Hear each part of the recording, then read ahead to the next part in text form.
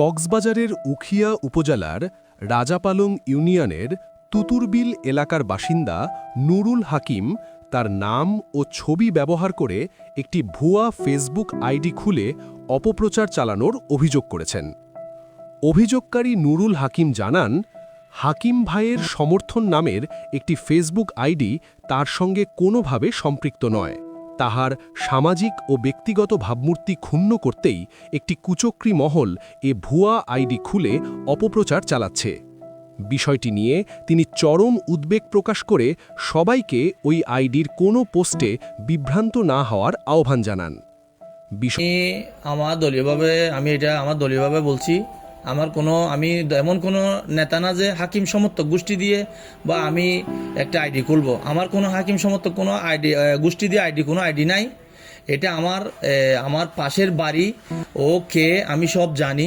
আমাকে বিভ্রান্ত সৃষ্টি করার জন্য এটা দিয়ে আমাকে একজন দলীয়ভাবে খালার বানানোর জন্য, আমি কোনো দলীয়তে চাঁদাবাজি কোনোভাবে কারোর সাথে টেন্ডারবাজি কোনো কিছু করি না। ও আমাকে এভাবে চাচ্ছে যে এটা করে আমাকে নিচে নামানোর জন্য। আমি আল্লাহর কসম করে বলতে পারবো আমার নামে কোনো আইডি নাই। আমার আইডি হচ্ছে হাকিম নূর। তো আমি আজকে বলতে চাচ্ছি যে এই আইডি দিয়ে যারা এগুলি খুলছে আমি সব ডকুমেন্ট তথ্য সহ রাখছি। আমি আজকে থানায় যে একটা জিডি করব। জিডি করার পরে এটা যদি সংশোধন না হয়, আমি যদি সাইবার ক্রাইমে যে মামলা করতে হয় আমি করব। এটা আমি ইনশাল্লাহ আমি বলে যাচ্ছি। আমি কারোর সাথে বিভ্রান্তি সৃষ্টি করতে চাচ্ছি না, এলাকার ভিত্তি কোনো ঝগড়া চাচ্ছি না।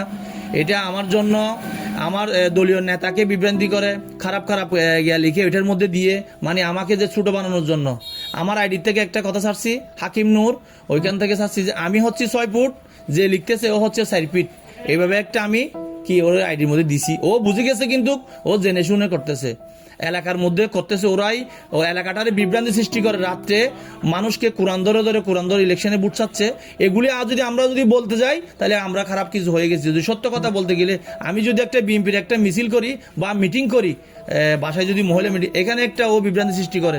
কোনোভাবে একটা বড় একটা মিছিলের সমাবেশে গেছি, ওইখানে আসার সাথে সাথে ও আইডিতে একটা ফেক আইডির মধ্যে হাকিম সমর্থক গোষ্ঠী দিয়ে ওটা আমার নামে খারাপ অপপ্রচার চালাই। আমি আমারটা আজকে থানায় গিয়ে অভিযোগ করব। অভিযোগ বলতে আমি জিডি করব। যদি এটার পরে সাইবার ক্রাইমে আমি মামলা করব ইনশাল্লাহ। বিষয়টি ইতোমধ্যে সংশ্লিষ্টদের অবহিত করা হয়েছে এবং প্রয়োজন হলে আইনগত পদক্ষেপ গ্রহণ করা হবে। পাশাপাশি তিনি প্রশাসন ও সাইবার সংশ্লিষ্ট কর্তৃপক্ষের দৃষ্টি আকর্ষণ করে ভুয়া আইডির বিরুদ্ধে দ্রুত ব্যবস্থা নেওয়ার দাবি জানান। এদিকে স্থানীয়ভাবে এ ঘটনাকে কেন্দ্র করে আলোচনা ও উদ্বেগ সৃষ্টি হয়েছে। Cox TV news desk.